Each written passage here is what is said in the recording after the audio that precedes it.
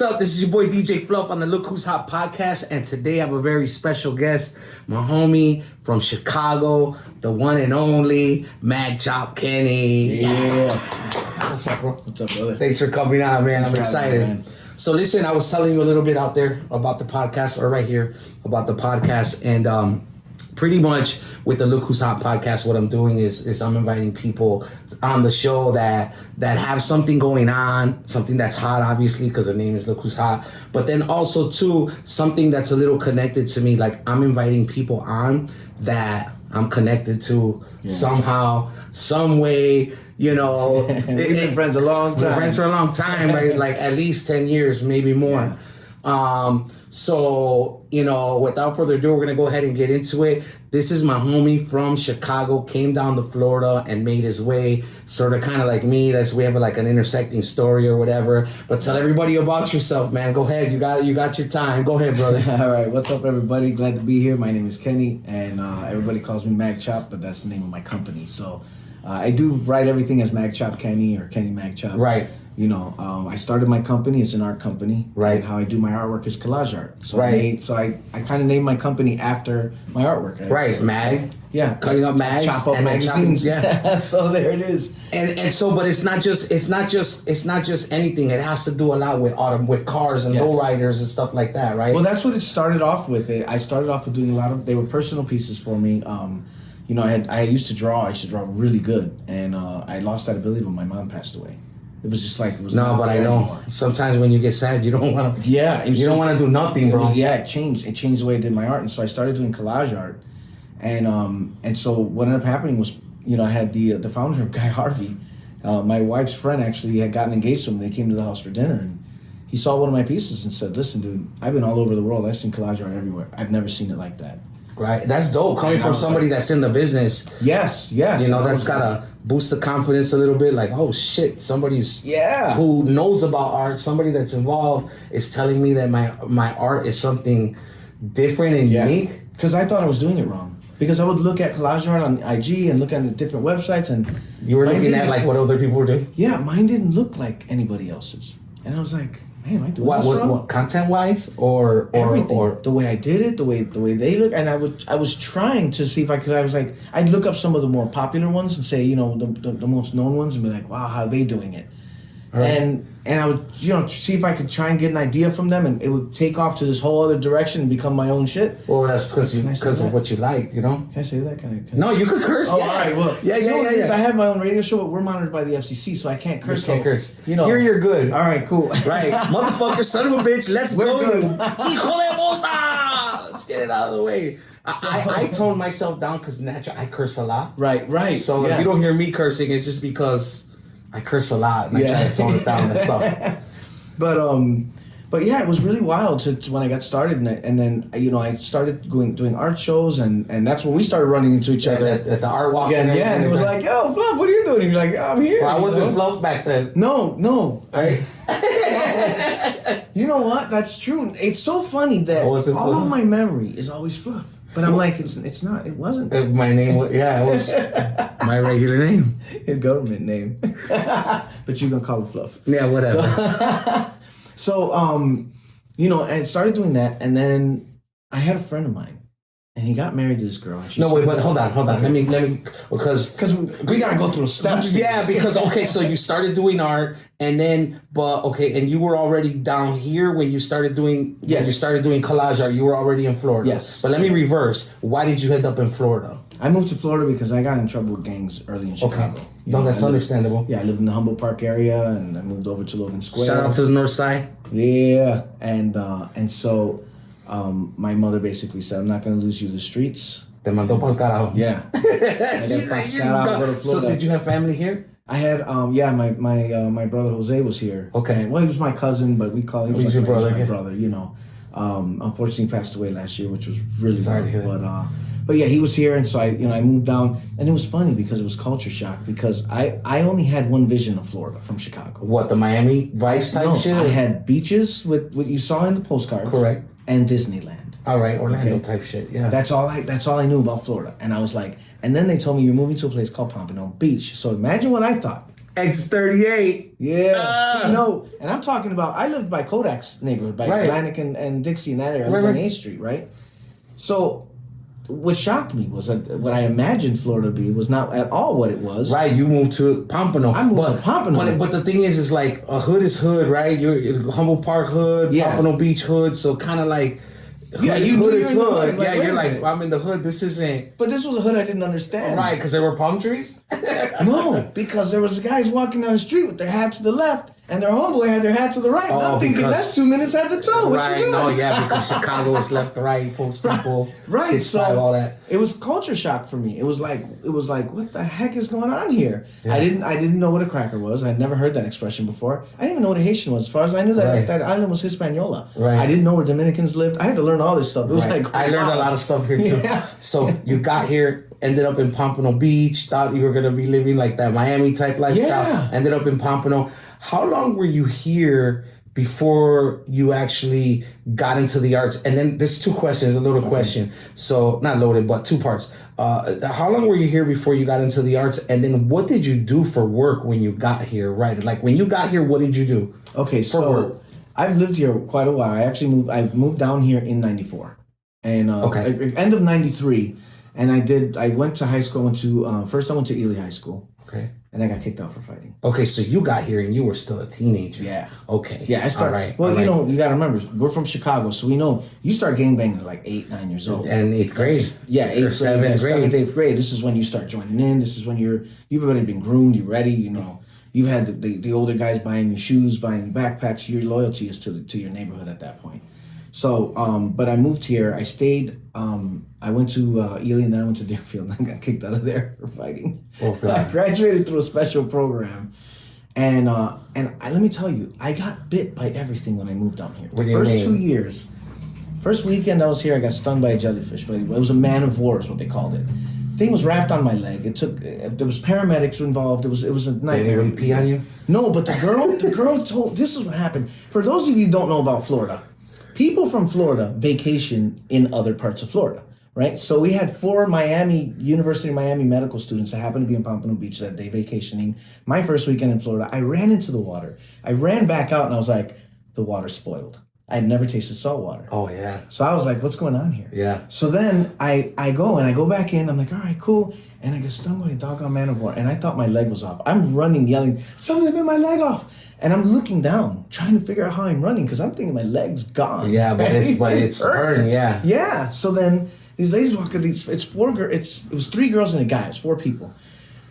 And they're like, we're medical students, come over here. And they sit me down on this beautiful garbage can. I never saw a garbage can so beautiful. They should have left it when they redid Pompano. It was that one right when you drive up. It was like a box of coral stuck together. It was like a nice wooden top. And that was the garbage can. That's before me. Yeah, it was so nice. I didn't get here till 2009. Okay, so it was really nice. Mm-hmm. So then out comes this gigantic roach. I'd never seen a palmetto bug before. Right. I'm freaking out. And they fly. Yeah, the girl, I'm like, what is that? And the girl's like, it's a palmetto bug. I'm like, that's a roach. Don't give it a fancy name. She goes, don't worry about it. She's like this. It flew away. No big deal. Couldn't believe it. But she tells me, she goes, look, I think I got vinegar in my car.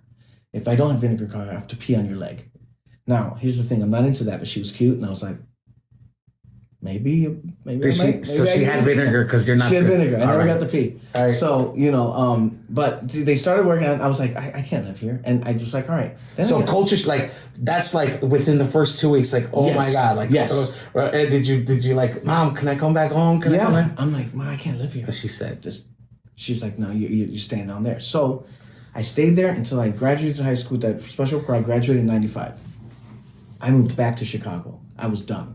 I got stung by a man of war. I got bit by a snake. I got bit by a brown recluse. Mm. Yeah, I mean, everything was biting me. I've managed to stay away from, I've managed to not. Oh, no.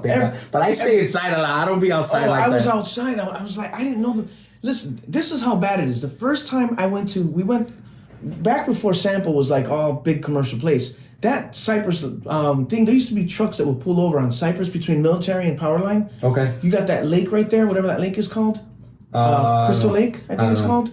Well, you used to be able to swing from rope into that lake off of a truck. And that's what, I was like, wow, this is what Florida people do. So you were in the nature. Yeah, so I was like, I was out there. bro, the first time we did that, they were like, all right, everybody out of the water, there's an alligator. And I was like, why alligator? What is it doing? Why isn't it in the zoo? You know what I mean? Like, it was culture shock. How many years before you went back home? So I went back in '95. I flew back in 95. It was 2 years. 2 years, and then what happened? You're back here though. So what happened that made you go back? I worked in Chicago, and what I did was, I'd grown my hair out long, and I had grown my beard and everything. So you look like a fucking. I look like another person. You look like what is it? A pachuco. Yeah, I did, and so I worked close to home, and I was just like, I just want to stack money just enough to now move a little bit further out of the city because I was still in the neighborhood, and there's history there. And not a lot of people were happy. You're not supposed to just leave.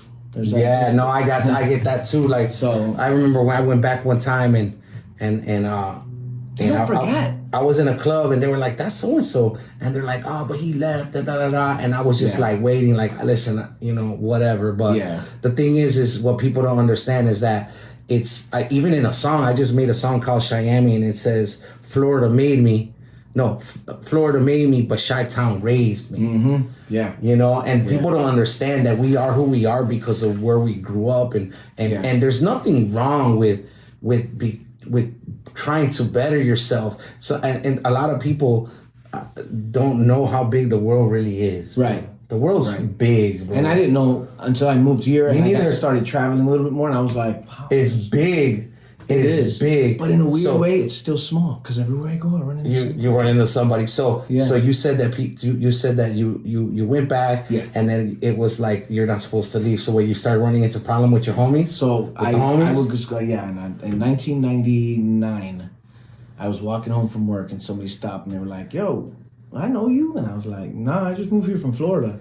Oh, you were playing it off. He was playing it off. I was like, and they're like, nah. And so I was walking on Fullerton and by Central Park. Okay. And so I'm walking there, and I saw that they made the right turn onto Central Park, and there's an alley. So when I heard the car speeding through the alley, I knew they were gonna come out on Drake. And they sure enough did, and they started shooting at me. And I had to go through. There was a tire shop, so I had to go through this little small building. Like I'm like sideways running through this building, scratching my face and everything through this little gangway. And they're shooting up. And so it was ops or was it homies? No, it was ops. Okay, it was so they remembered you. They remembered me, and they were like, "Yo, you're getting it." And then I was like, you know what? Take my chances with the lizards. Let's go back to Florida. And I moved back. So back in Florida. Right, so I'm just trying to like give the audience, the people that follow me, and the people even the people that know you that might not know some of the history of the lineage and how because everybody has a story. Yeah, your art, your pieces of art, they're dope as hell. They're dope as fuck. Thank you. Dope as fuck. I hold it in because I could swear but like it's all part of who you are because of your story. Yeah. I am who I am because of my story and what I went through. So and so I want to give people a better understanding of how you became who you are. So you left, you came here, went to school, 2 years, went back. Chicago is Chicago. Yeah. So it was like, oh shit, let me bounce. You came back. At that time, how old are you? 99, 22, I think. All right, so 22 years old. Back in Pompano? Yeah. All right, back in Pompano. Boom. So now, how did you go from being, a guy that just gets back to becoming a movie star like you are now? All right, so you started the art. When did the art start? So I've always been an artist, but I actually was. I it's funny. I worked in a plumbing company. I was a plumber for a while. Yeah. Listen, work is work, bro. Yeah, it was work. I mean, great money at doing it. I mean, it's a lost art to people that they've taken trades out of schools because I think that there's so many good trades out there and you can make really good money with. But I did that. I got injured and I worked my way up to the company. And during the time that I was working with that company, I ended up in a bad situation with mistaken identity with a police officer, and I was facing 32 years in prison. I got locked up, lost my career. Here, Hollywood, Florida. Yeah, holy shit, insane. Several of the officers that were involved were actually indicted later that year for working with the FBI. It turned out that the whole department was crooked during that time. It was a nightmare. You see? It's a few cops that make everybody look bad. Yeah, it's just a few of them, but it was a bad situation. I lost 2 years of my life, and then went. Well, you were locked up? I was locked up, and then they put me on pretrial release, but I was on community control. He leaves Chicago to get away from the bullshit, and then comes to Florida, and there's still more bullshit. More bullshit. Right. So 2 years locked up. Yeah. You get out. How old are you now? 32. All right. So boom, 32 years old, and so. Yeah, I beat the trial. It was 7 days of trial, 3 days of jury deliberated. Okay, well, I was thank found God. not guilty. Thank God. Yeah, it was. Thank God, it was all God, and I'll say that with every bit of passion that I am. This would not have been possible without God, at all. And so I was able to, once I was free, it was still haunting me though.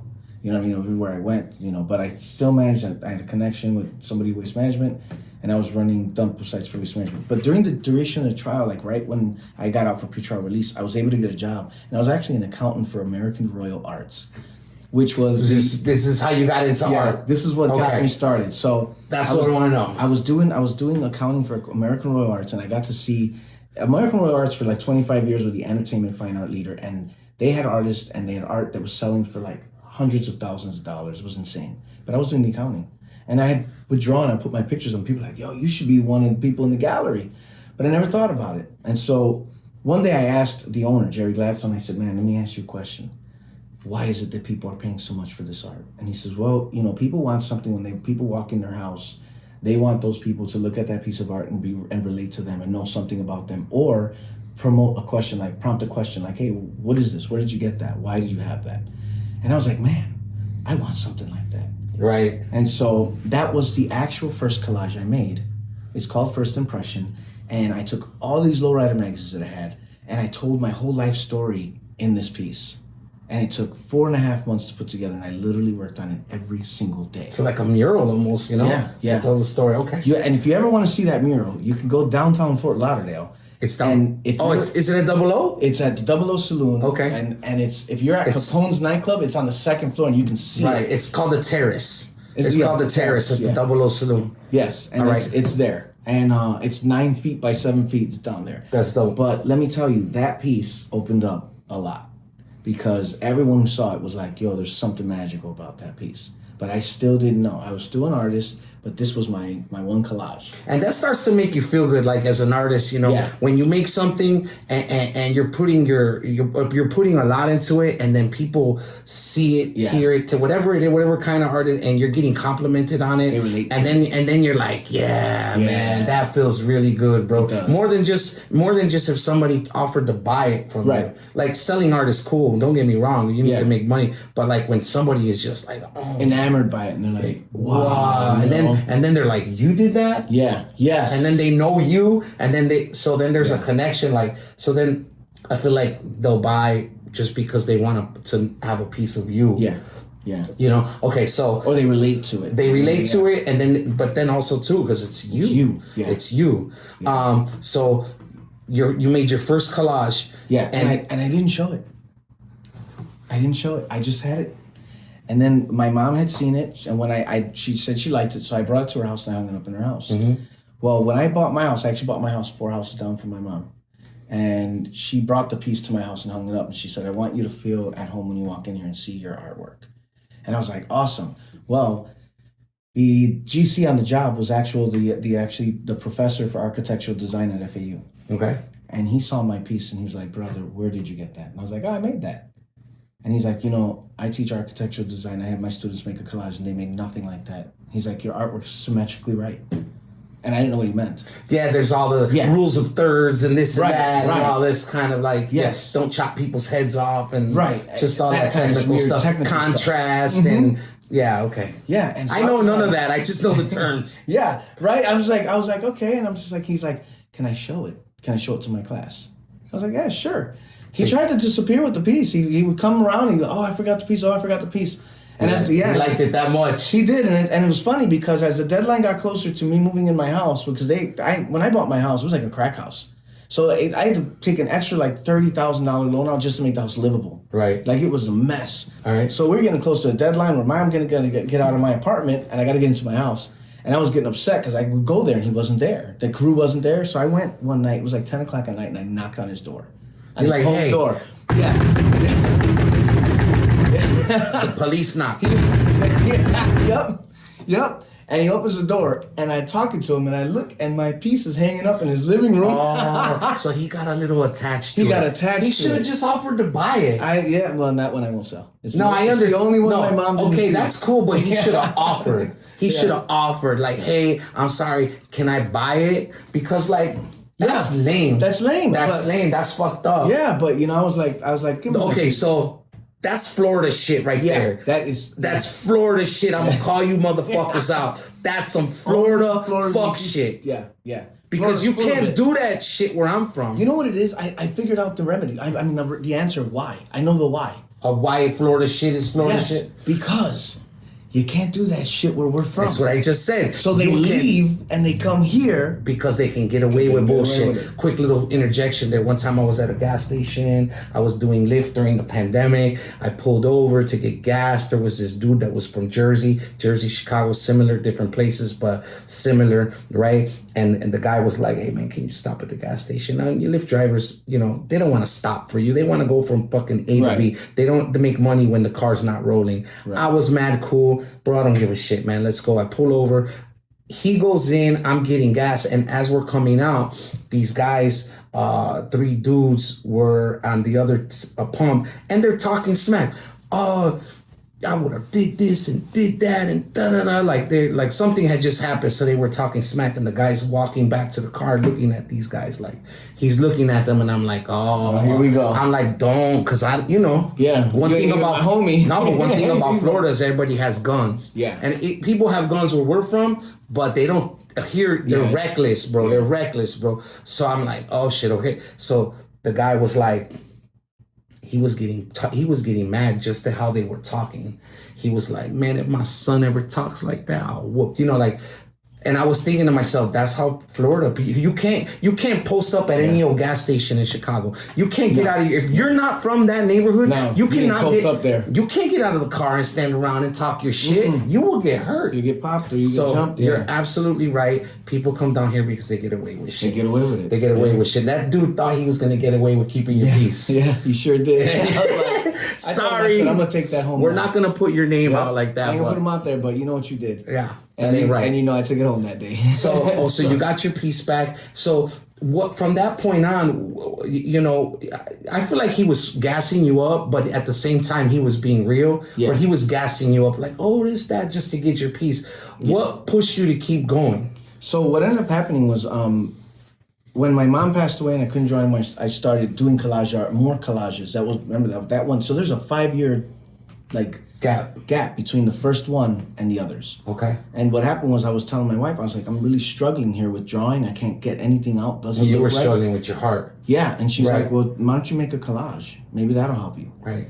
And so I started making them. They take 3, 4, some of them take 6 months to make. No, but then because you got to order all the magazines and all that. Yeah. Right? Well, here's what happens. I have these images in my mind already. So I have to find the pieces in the magazines to match the images.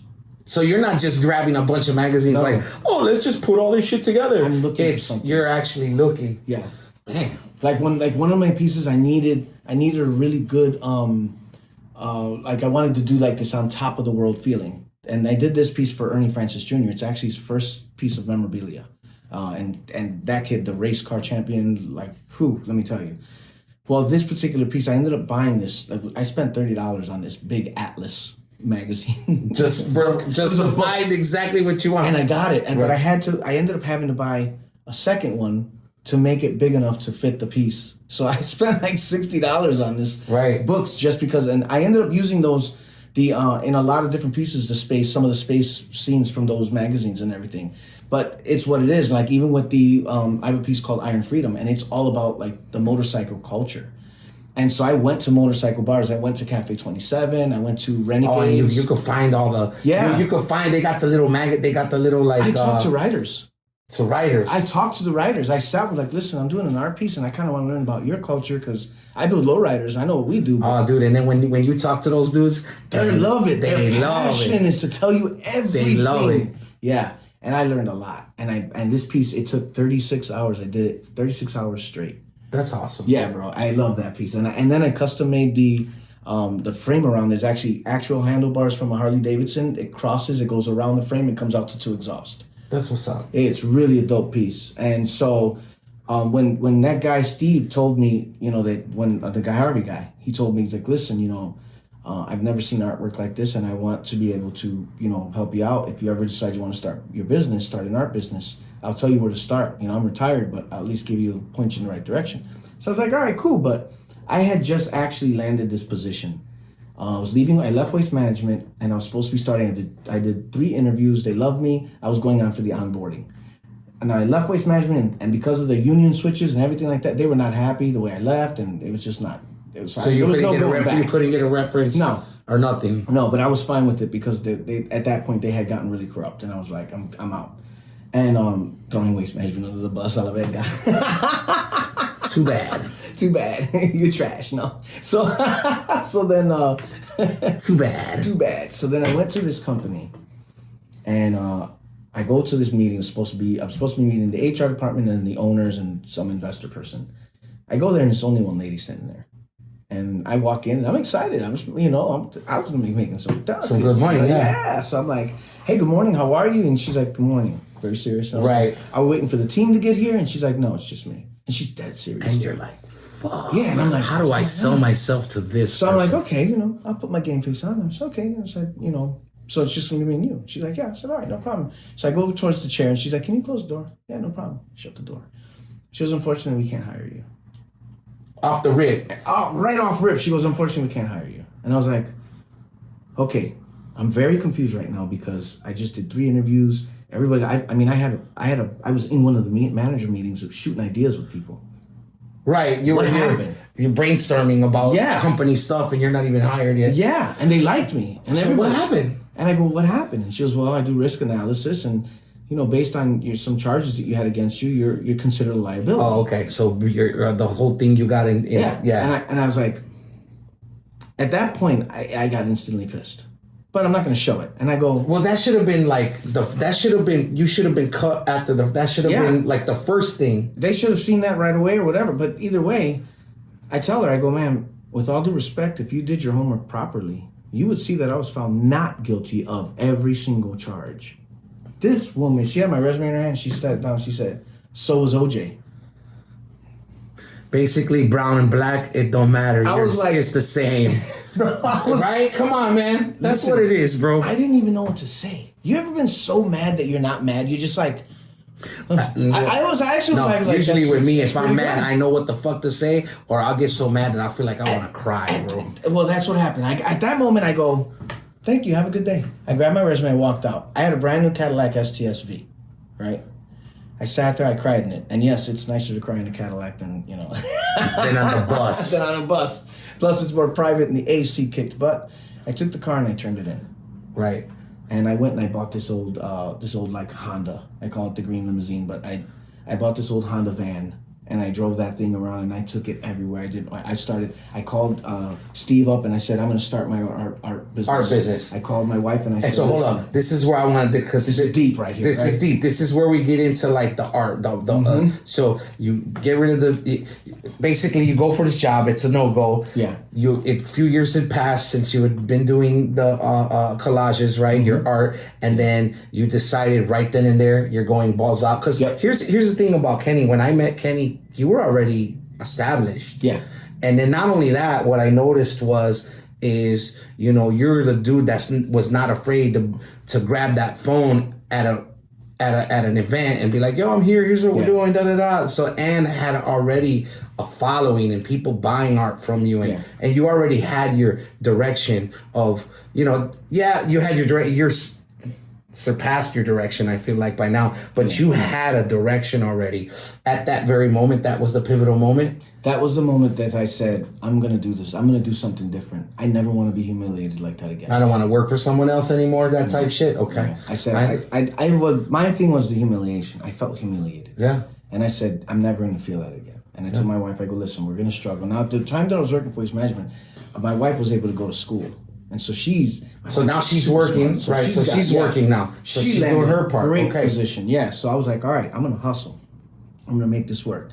because I'm gonna make this company. I'm gonna grow this company. I had to get out of my comfort zone. I never liked to take pictures. I had to take pictures. I had to do live videos. I didn't like the way I looked on pictures. Well, no, but then also too, bro, being an artist is tough. You're putting yourself out there your to be emotions out judged by everybody. Yes. You're saying here's me. Yeah. Go ahead and judge me. Go ahead and judge me. Yeah. That's so true, and and when people reject your art, they're not rejecting your art. You feel like they're rejecting you and what you right. do and who you are as a person and your emotions. But yeah, I learned to not take that. Yeah, me too. Take that to heart. Real quick. No, not just because of that. Is because every single person is different, and not everybody. You're not going to connect with everybody. It doesn't matter. But then also too, people, especially visual, any art, visual, audible, it doesn't matter. People sometimes are set in their ways. Yeah. If a person likes red, doesn't matter what the hell is on the fucking canvas. If it's red, they're going to be drawn towards it. You know what I mean? Yes. Or if it's not, something that looks urban, if they're into urban art, it doesn't matter, bro. That's what they like. You can't force your art down anybody's throat. Not only that, but there's a lot of people in the world. A lot. So if one person don't like your shit, it's okay. Show everyone else. So now you decided, hey, I'm going balls to the wall, right? Mm-hmm. You start making pieces, a lot of pieces now. Now I think there's 25 in the collection. There was 6 when I first started. All right. So now tell me, so when did the mugs become part of it? I think that might have happened around when I met you. I'm not sure. When I met you, you were with Arlene, I think. Arlene. I don't know how to say her last name. Or something like that. Kuti, right? Yeah, something like that. She's from Chicago. She's from Chicago too. Funny, all the Chicagoans meet. We found each other. You know where we found each other? At Mass District. Music and Art South of Sunrise. One of the coolest things I've ever done. Yeah. Being in Florida. And I shot a movie there. And when did you shoot a movie there? Yeah, Crossing the Line was shot there. You see the whole we go in and out of remember there was the what was the name of the little I gotta watch the whole movie there in detail. It was Tula's. Yes. Tula's. We shot the movie in there and everything. So now you're making a crap ton of art, right? Yeah. You got the mugs out. Not yet. I started off with just the art. Right. And I was like, man, it sold, but not enough where I can sustain. So I was like, all right, I got to figure something else out. And so I called up Steve, and he was listening to him, just talking about what him and Guy Harvey started off with. And so he was like, yeah, well, one of the things that we really, got popular was the mugs. And I was like, mugs. Everyone drinks coffee. Everyone drinks tea. Everyone drinks. Yeah, not all art has to be on a canvas. Right. I was like, let's put it on mugs. But I was like, how am I going to do it? So I had to learn about sublimation, a little bit about sublimation. You have to go through the whole process. Who's going to be the manufacturer? Yes. You got to get them the art in it. But thank God I had Steve, so he was hooking me up with all the manufacturers for Guy Harvey. So basically, kind of giving you the map. He gave me the map, and he was like, "Look, this is quality." But listen, Kenny, even though. Thank God you still had to pay for it yourself. Yeah. So even if somebody's helping you, it doesn't matter. You still had to pay for everything yourself. All they could do is tell you, hey, listen, you see all that shrubbery over there? There's a road under there. If you travel it, eventually it'll start getting big. The road gets more clear. So now mugs are out. Yeah. You're doing more, man. That's when you were doing a lot of the art walks. You were in FAT, you were in Mass. I see you down in Wynwood. Yeah. Then you got involved with what's the place on Sunrise called? Art Serve. The Art Serve. Art Serve was like the original art district of Fort Lauderdale. Like it was the first. It was the first thing. It's crazy. Isn't it? I was on their wall one time. They did the black and white. You know how they took pictures and put the black and white? I was on there. That was dope. No way. Okay, so but then all of a sudden, let's make a right or a left, whatever one you took, but you made a turn because then you got into fashion. Yes. You got into fashion. So check this dude, man. Fashion, art. Movies. We're gonna get to that in a minute. A radio show. Now you're in the radio, bro. Okay, so fashion. Yeah. What prompted that? I know you were making the leggings, and the girls like that. I started off with bathing suits. Okay, so bathing suits. All right. So here's the thing. So with the mugs, what I did was I started the mug collection, and I decided to do I did 7 in the collection. Right. At the end of every year, one mug retires and a new one is brought into I the remember collection. that. So I was doing well with that, and then I had a friend of mine who was getting married, and he brought his wife over to the house, and she was from Israel or something, and she was staring at one of my pieces of art, and a really very attractive girl, and she turns and she goes, "Can you put this on a bathing suit for me? I want to wear it." And then... And I was like, bing! I was like, That's crazy. That's a good idea. Hell yeah. But let me tell you, I had to learn about fabric. I had to learn about stitching. I had to learn about how to get the images from a computer onto the fabric, and how then it's not going to fade. No, but then there's a lot to that because it's you can't just buy one, or you can. Right. You can. I don't know how that works, bro. It was so. I had to learn so much. But here's the crazy thing, because I'm in the lowrider game. Back in 1998, and this is how you never know when you meet somebody, who you're meeting, how they're going to affect you, if they're going to be back in your life later. Right. I went to this show. We had the hottest Honda in our club. Now, I was the only one that had a lowrider in my club at the time, but we had this really dope Honda on there. It was the first guy that had TV in the steering wheel, and you could roll the steering wheel, and it worked. I mean, the car was phenomenal. We went to Slamfest to win. We lost. We got second place against this girl, a girl with a Honda Civic, and she was the first person to have a twin turbo. It's okay to win if you're a girl, it is bro. Okay. But you know, I just want to clear that up. It was not okay. In 1998, it was subjective. We'll say that we were not okay with it. Well, you're basically your guys' our egos were hurt. There you go. That's what I want to say. But you know what? Shout out to all the girls out there winning. Listen, if you're a girl and you want to build a car, go build it. Go build it bad. Go beat some guys. Go whip their ass, ladies. Go join my club so we could beat them together. No, you just gotta, because nowadays, girls are doing everything. Not only was she a girl, she was a good-looking girl. She was like, man, she was hot, and she beat us. Like, all right. But I remember I met her, and she was cool. It was a brief meeting. Fast forward, I'm in this meeting, this networking event, and I didn't know. No, that's another thing. You're always at fucking everything. Oh yeah. You always at fucking everything. Hold on to that story, right? Okay. This fucking guy, bro. I mean, I thought I was fucking doing a lot. This guy, I could not get on fucking Facebook without he's there and I'm like, how do you fucking find time to fucking do all that? I do know. You find time and you sacrifice. Yeah. It's a big sacrifice. Yeah. But go on with this story. Yeah, I'd be tired. No, but I seen you I'm like, this motherfucker's here now? Yeah. He's over there, like... Yeah, and I've gotten into events that I just can't believe I get. And I tell people, listen, networking can get you where a degree can't get you. Right. It can open doors that nobody else can open. It's networking. That's why I am. But you have to build genuine relationships. That's the thing. But here's the thing about that is a lot of people don't. I keep myself away from people sometimes because I feel like I've seen how people do me. You know what I mean? Like people sometimes they buddy up to me because of what I can do for them. Yes. And the funny thing is I kind of know that they're doing that. Yeah. And I still just let it kind of happen because I'm like, oh, I guess it's part of being a DJ or whatever, right? This is what it is. You kind of learn your limitations with them. I've learned where to stop with people. I've learned where to be like, no, you know. But go ahead back to... what I always say is like, listen, you have to have build genuine relationships. Don't go into these network events thinking about what they can do for you. See how many people you can put together. See if you know anybody in your mind. When I meet people, my thing is that as soon as they tell me what they do, I think about everybody I know that's in that field that maybe they can work with. And maybe you can connect the dots. And I can connect some dots. Yeah. That's how you should be thinking. You'll get further by helping other people. Do what they're doing. Yep. Versus, I got to remember that too, because that's why I say, like, I kind of stay away from stuff like that. Yeah. Shit like that. because I don't like to feel like I'm just going or because you're doing something that I'm involved in and what can I benefit. I don't like feeling like that. And you don't have to. All you have to do is I go in there, I want to meet people, I want to know what they do. And so that's my question. I say, hi, how are you? My name is Kenny. What's your name and what do you do?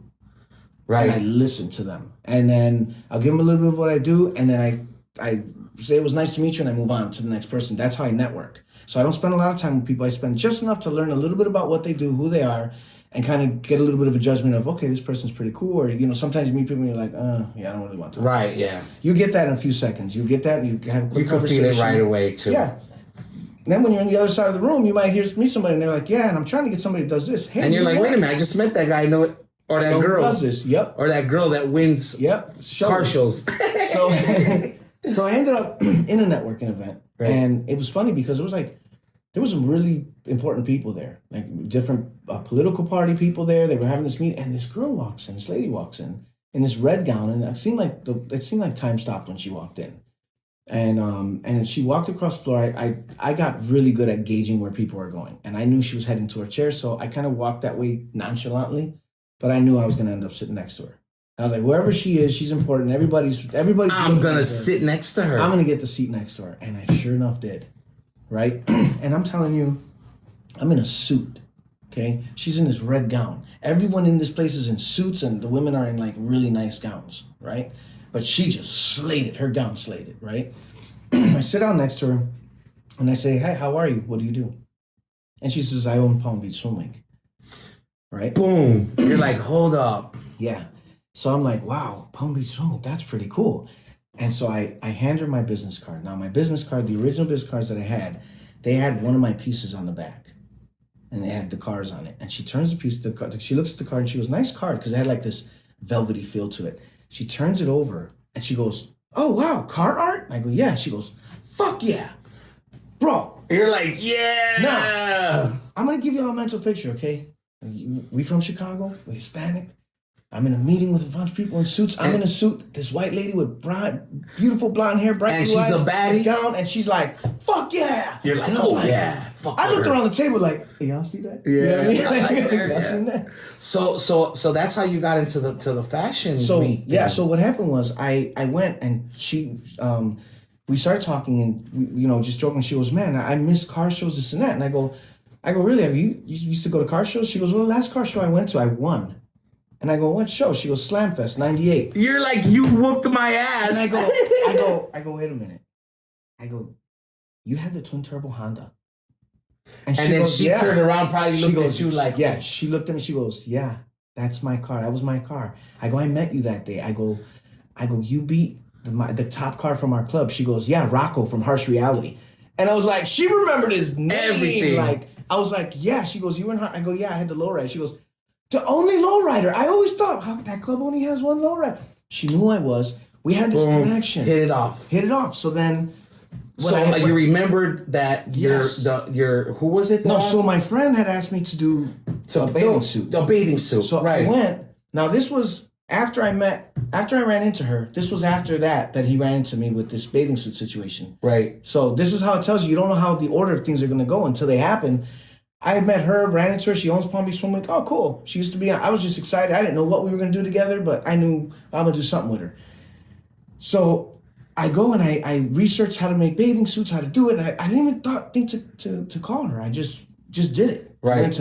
I went to Pompano Beach. I went to this place that was on Atlantic. Now they moved to West Palm, but I went there. She taught me about the fabric and what sublimation, which one's the sublimation. I'm like, sublimation, that's how I do my mugs. Right. So I was like, I know this process. You know what I mean? So then I made the bathing suits. I made 2 different ones. And so I called her because they were so expensive to make. Listen, guys, if you are going to buy your woman a bathing suit, just give her like $500 and send her to the store. Don't go.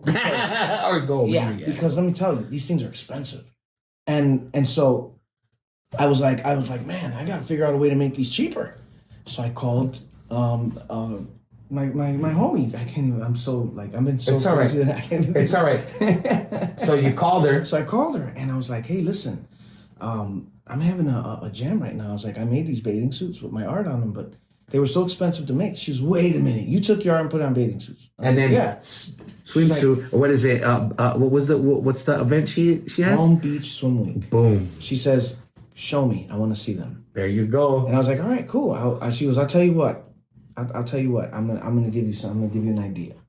She goes, if you can bring me 3 quality samples and 20 designs, I'll give you an opportunity to show in Palm Beach Swim Week, and I handpick my designers. She goes, and I've never done anything like this, but I don't know why I wanted. No, but she probably had been tumbling that idea in her head. Yeah.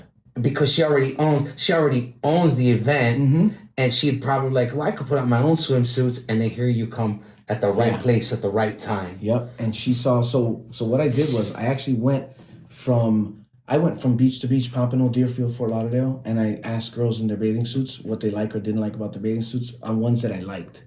That I thought, man, you didn't get any suit's shit dope. from girls? Like, no, what I did was I went up to the girls that had guys, and I was like, Smart. I had my notebook, and I'm like, listen, I'm design something so your girl's bathing suit looks dope.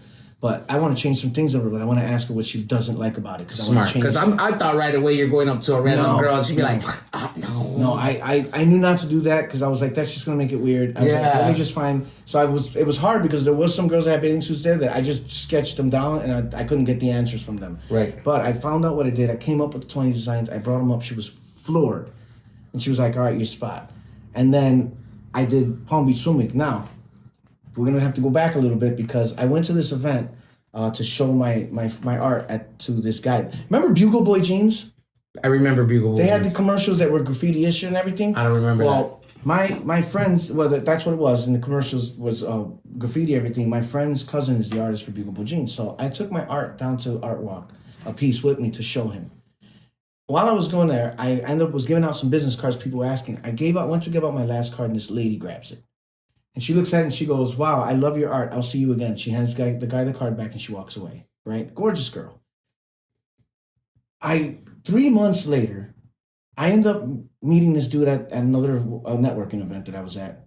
And I go to give him my card and the same hand grabs the card. She goes, I knew I'd find you again. It was the owner of Planet Fashion TV. Dope. Yeah.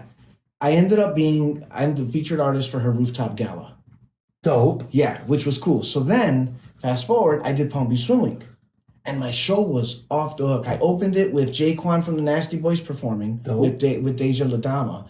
And then Deja Rowe performed at halfway through. So I had like 10 looks, then a performer, 10 looks, a performer, and then 10 looks. And the place was packed, bro. Packed. I think I remember seeing some of that online. Yeah. And then I'm telling you, I've been with you the whole way, man. I've been watching you the whole way. Oh bro. yeah. Well, we see each other at how many events that it's amazing. So then she calls me and is like, yo, I just saw your show at Palm Beach Swim Week. How come you didn't call me to do a show? And I was like, well, I wanted to make sure I can do it. Like, I had to come up with something. I was like, I want to make sure I can do it, because I didn't think I was going to really be able to do this. Right. And she's like, well, listen, I want you to show. And that's how I got Miami Swim Week. Dope. Then I did Orlando. One thing after another from just sitting next to somebody, but doing a car show where you lost. It's just crazy how the world works, bro. The world is a crazy place. And this is why you treat people good no matter what walk of life you're in, no matter who they are, what they look like, what sex they are, or whatever. You treat people right, treat people with respect, always be right with people, do the right thing, and you'll be surprised how it comes back to you. Years later, all these doors are opening up to me, and a lot of doors that open up to this day. People are like, man, you introduced me to this person? Yeah, we still work together. I'm like, wow. That's amazing. You know what I mean? It's genuine. It's genuine. I'm genuine. I don't ask for nothing. I genuinely love to see people succeed. I love to be, and you have to have that. You're one of those people that you genuinely. I've watched you, and I've always watched how you poured yourself in the Mass Art District. Yeah. You poured your energy, your money, your life, time, everything. And I mean, you were going through a lot. You have a disabled child that you were dealing with, and which was a strain on you. Mm-hmm. I watched you go through so much, and you never gave up on pushing to build what you've built. Yeah, to do the next thing. Yeah. And I've always had such a high regard for you for that. It was like, wow, this guy's amazing. Yeah, because, people, I use it as fuel. Yeah. I use that part of my life, that hardship, as fuel. Yeah. When it comes to before that, the art district and all of that, man, bro, there were times where I didn't have money, but I would leave my gallery and I would go into the neighborhood and I couldn't go buy groceries, bro. I would go and people would be all over me. Or I remember one time coming out of my gallery at an art walk and somebody from the museum was trying to have a conversation with me and we couldn't because people were like, hugging me. And I had gotten a lot of love, but I didn't have to do any of that stuff. Yeah. I didn't have to do it. I did all that stuff because my heart told me to. And you did an amazing job because you touched a lot of lives. A lot of people, yeah. And I mean, no matter where I go, people know you. They're like, now everyone's like DJ Fluff. They know. Now they know Fluff is. Now they know who you are. Woo, that guy Fluff, man. But okay, so thank you for that. Yeah. Let's get back to you. All right. So fashion, swimwear. When did this whole movie star shit happen? Oh my God, bro! What's the name of the movie? First of all, So my new movie that's out right now is called The Squad: Rise of the Chicano Squad. I'm gonna go ahead and find the link, and I'm gonna put it right there. Yes, and I did a couple of. How I got into all these movies was, I wanted to do something different with my art. So my whole mentality has always been, chase something different, try to do something different, try to go somewhere where people don't think of. So I was like, people love memorabilia. I learned this from American Royal Arts. They would always sell items like we sold the magazine that was in Spider-Man. Okay. The newspaper. We had one of the copies of one from the movie. Okay. And so people bought it. They paid a lot of things because it's in the movie. So I was like, man, I'm gonna make my stuff memorabilia. Plus, it makes it a conversational piece because people have a mug that's been in a movie or art piece that's been in a movie, and they're like, so hey. You got into movies because you wanted to put your art into the movies? Yes. So I started going. Yeah, bro. I started going to producers. He went to producers like, hey, I got an artist. I'm gonna put and they're like, no, come on, we want you. Yeah. So that's what happened. I could tell. I know. It was crazy. You know what it is? Is because I don't know, but I would imagine it's because being an actor, you have to be able to be in front of a camera and be comfortable, right? Yeah. So also to pitch people, because that's what you were doing. You were pitching people, and you were comfortable. Basically, hey, what's up? My name is Kenny from MagChalk, and found out you're a producer for movies, and I'm an artist, and what been thinking of doing is putting my art inside of movies, and And so they see that, and they're going, this. I got a role for you. You're like, no, exactly. So it's like, okay, you want to bring your art? Okay, cool, right? Yeah. Probably like a secondary thing. They didn't care too much for it. Obviously, you did. Later, it did. Okay, So what happened was I went on to first time I ever went on a movie set. I just wanted to go and see what it was like because I met this director at this big networking meeting for directors, actors, and it was called The Table. And so I went to this meeting, and they were like, they were talking about they were shooting in Hollywood, and I was like, yo, can I go just be on set? I'll stay out of the way. I just want to watch, see what it's like. Well, the scene was, was like some thugs in it. Now, I was wearing my Dickies, I had my white shirt. I was very comfortable. Right. The guy's like, listen, man. He's like, I hate to say it, but you kind of look like a thug, and we're missing one of the guys. I hate to say it, but you kind of look like a thug. Kind of look like a thug, and we need a thug. And you mind? I was like, yeah, let's do it. But I've never acted before. Right. No, but you didn't take it personal either. No, I didn't. Listen, I know what I look like. I've known a long time. So, I sat there. I did this little thing, and in the scene, I had to be sitting there tied up with the ninja girls had beaten us up already, and they tied us up. We were in the middle of a heist. And the cop that we don't like walks up. Now, I've been handcuffed, and that cop, like if you're from Logan Square, he's going to say Arcio Martinez was walking up to him. I'm going to throw his name out there, yeah. Badge number. About you. Give Badge it to number, no. You see that cop that you're just going to get smacked around in the a little bit. They still make us eat weed. They used to pick us up. And I remember I used to drop you off in the wrong neighborhood. Yeah. When I first told my wife and people about that, they were like, "No way!" Yeah, and just recently, they busted them doing it. No, they do that. Yeah, They've been doing that since '83. Yeah, it became a thing. Like I remember the last time it happened to me, they were like, "Nah, man, we ain't playing that. Go." But we had to run out the neighborhood. We had a certain amount of time. You got enough time to get to the end of the block.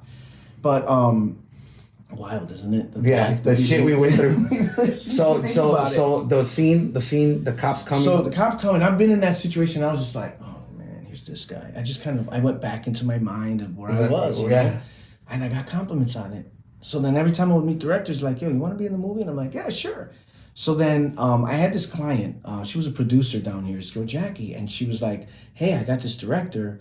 I want you to work with him. I think that your artwork or something can be in his movie. And I was like, all right, cool. So she's like, I did this.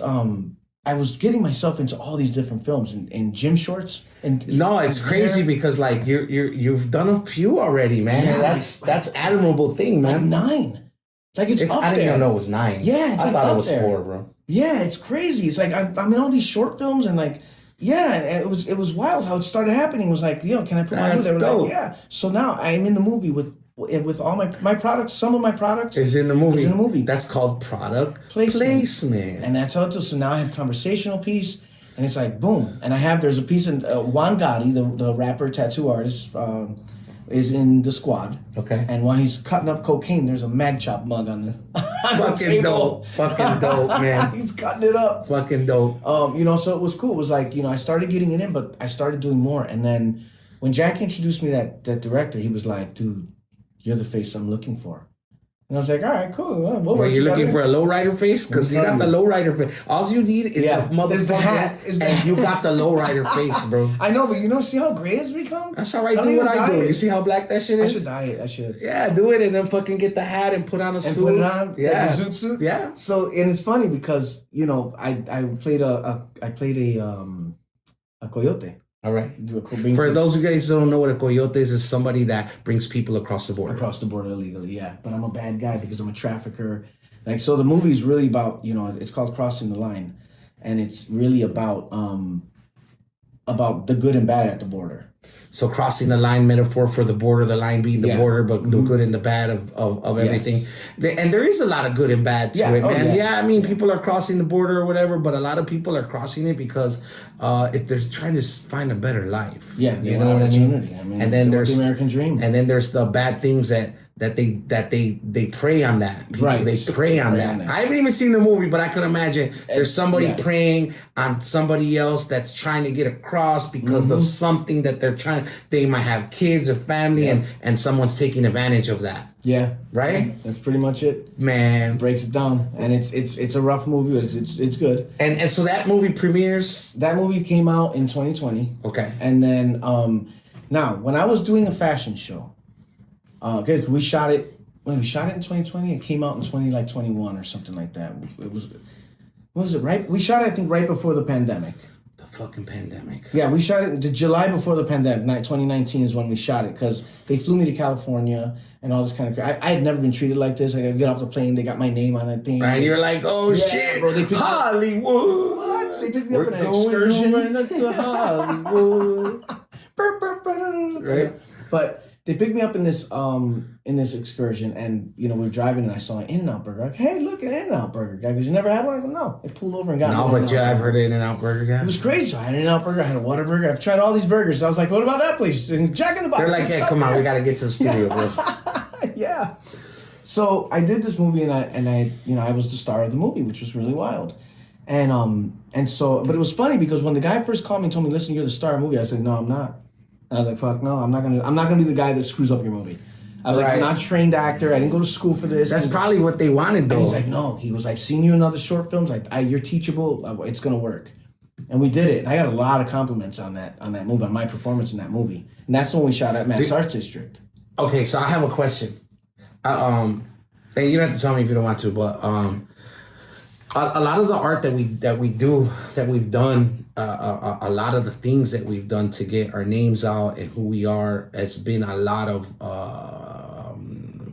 free work, right? Yes. So was it a paid role? No. Okay, see that's that like so okay so like but so you're doing it to basically build your portfolio. Yeah, I did that one to grow my portfolio. I was just like, and I just thought, why not? Why not? I mean, they paid for me to fly out there. They paid for my food. They paid for my hotel, all that shit. I never had that. I never went without. I was treated really good. But I would have did it too. I mean, shit. If somebody's paying for everything, do it. Yeah. So I was like, I'm gonna do it. I'm gonna get in on it. And then we shot the other half in Florida, which was nice because I was able to be marked as a producer, and I helped bring in locations and art actors and everything like that. So it was that's amazing, really cool, And now here's the thing: at Palm Beach Swim Week, right before Palm Beach Swim Week, I went to. There was a movie being filmed down here called The Mob King, and I went to their. I remember that. Yeah, they finally got it released. It's being circulated now. They finally finished it. The guy, he worked his ass off on that shit, but he's got it out now.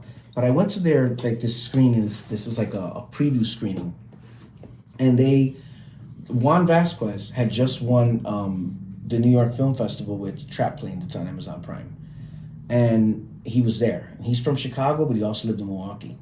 Great guy. He's a Packers fan though, but we accept their imperfections, and so nobody's perfect.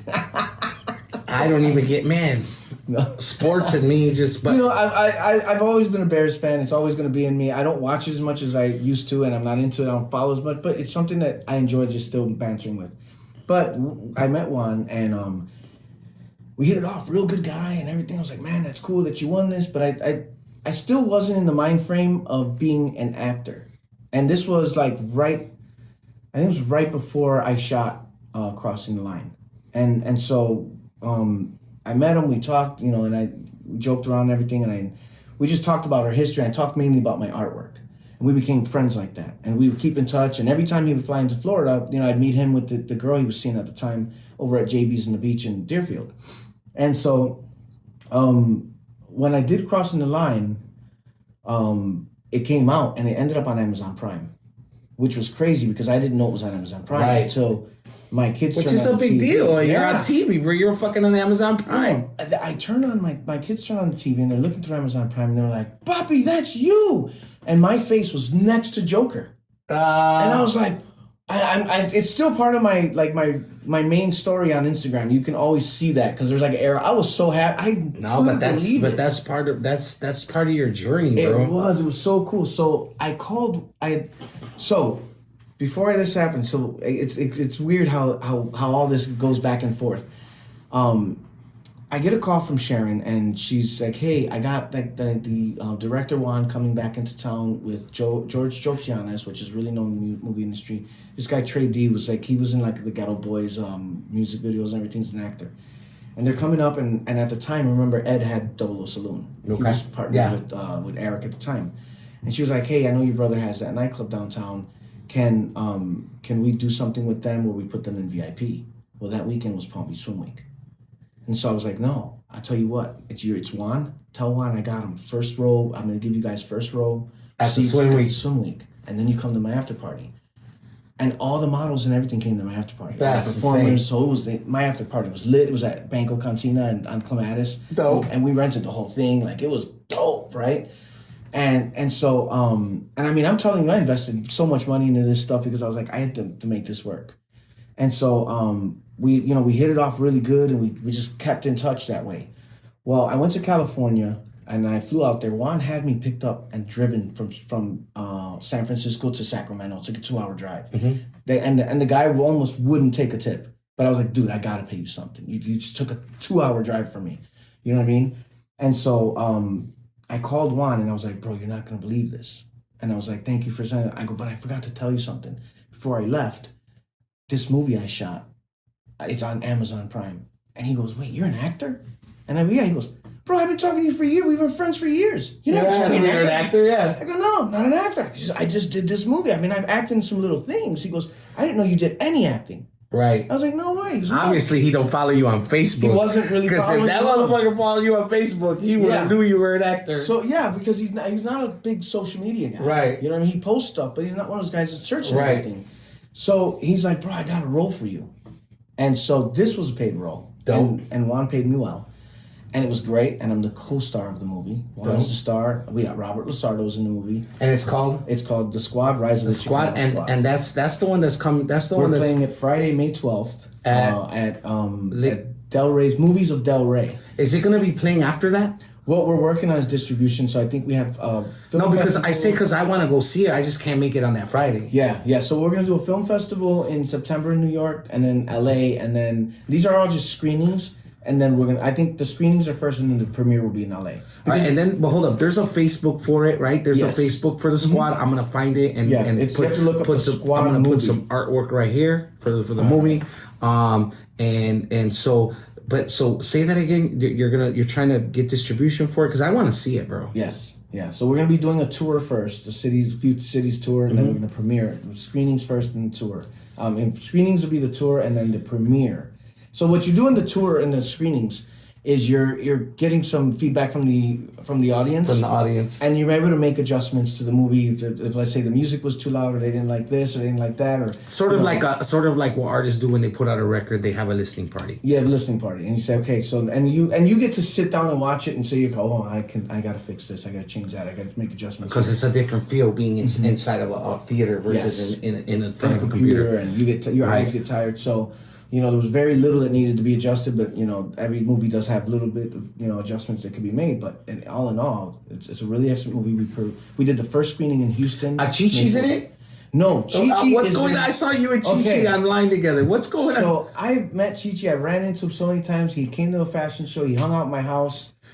He came to my. I interviewed him before on the Great FM. He's amazing. He's a funny He's hilarious. He is just everything he says is a punchline. Everything. It's not like It's not like we're like you came and we're talking a little before the interview. No, he's punchline. He's in before the 24/7. Man, he lives it. Chichi get the yayo. Chichi get the yayo. Wow, he's a hilarious. funny guy. So what ended up happening was we've just become friends, and Juan was like, "Hey, I got a film that he was talking to Angel about," and so we're like. He flew him out. Angel came down because I was doing work with this. They were trying to open this store called the Scarface store. So right in Miami. So I was doing art for them, and I was getting paid really nice for the art that I was doing for them. But there was some kind of legal issues with copyright issues. Yeah, of course, Scarface. Yeah, exactly. And so things didn't quite work out. I think they're still in battles. What's the name of the girl again? I interviewed her too. Which one? From the girl with the red hair. From Scarface? No, the girl, his partner, the girl who was touring with Chichi doing the interviews and stuff. Oh, I don't know who she was, but Juan was like, "Yo, I got this really cool role for you," and so the new movie is called Northside. Okay, we're filming. We filmed a teaser for it. Okay, so you're doing another movie already? Yes. This guy. Yeah. Well, I'm doing 2. Yo, he's a movie star. So I'm also doing, he's a movie star. I'm working on a movie called Side Effects with director John Vargas, who I did Loyalty or Betrayal with, and I did a movie called Negativity that came out last year. That's awesome. And it's a really cool movie. It's about the pandemic. It happened during the pandemic, and it was really cool because I love John Vargas' film. This guy is really an excellent director. He's a really good story writer. And the movie was primarily filmed on phones because of the pandemic. Right, people took to their phones, bro. Yes, and 4K, it's okay. Yeah, and so there's only like 4 times in the movie where people are together, and that's the only time in the movie people were actually together. Right. So that was really cool. With the new one, Northside, Angel Salazar plays my father. She is your dad. Yes, and then John Garzone is going to be playing our nemesis, and his father tentatively is going to be played by a major actor, but I can't say yet. So yeah, it's okay. But once the teaser comes out, everybody will see it, and it's really cool. He and I have really good chemistry on film. He plays my dad, and it felt really real. And he's nothing like my dad, so it was cool to be able to still be able to have that feeling that he's like Papi at that moment. You right. know what I mean? And we got into it. It was really cool. It's really cool to work with him because he's so trained, he's so vetted, and even in his wildness. No, but he's been in a lot of movies. Yeah, and he's been sort of like how when you're in your movie, when you're on set and you're absorbing from all these people that are around you. Yeah. Same thing with him, but a lot of them. And he worked with Al Pacino and all of that. Yeah, twice. He was in Carlito's Way. You know what I mean? He's a slew of movies, and he does my comedy. favorite movie. So I want to circle back to the beginning. All right. So remember, because the interview's getting long, and I want these interviews to be enough where people don't sit for an hour and a half, right? So I want to make sure everybody knows, right? Mag Chop, right? The brand Mag Chop, right? Mag Chop, that's the logo. T-shirts, clothing, swimwear, leggings, right? mugs, hoodies, the mugs, the artwork, right? Yes. Entrepreneur. Fashionista, right? Yeah, fashion designer, movie star, producer, probably gonna be a director soon, right? Maybe. No, because that happens with you. You move into all these other things. And so what I'm gonna do is I'm gonna put links to your social media on the YouTube on this YouTube video, so that way people can find all of that stuff. I want to thank you for coming. Thank you for having me. Yeah, bro. Thank you for telling your story, because a lot of times people just know you for what you've done. Yeah. They don't know what it took you to get to where you are. People don't see the tip of the iceberg. Yeah, they see that. They don't see the base. They don't see the stuff that's underwater. And I'm sure that we only touched on, even though you gave. Oh yeah, there's a lot. Yeah, there's a lot of stuff that and this is a 10-year project for me that I've been doing. And so it's funny because when I had dinner with P. Diddy and his crew, and his manager said to me, "I'll see you in 10 years when you're an overnight success." And that's happening. And it takes that time. Yeah. It takes that time. Like I'm finally, seeing a little bit of it too. And it's been a minute, and I still got a long way to go. We gotta earn it. We gotta earn it. I'm still not there. Yeah. Yeah, we still have so far to go, guys. This is Kenny from Mag Chop.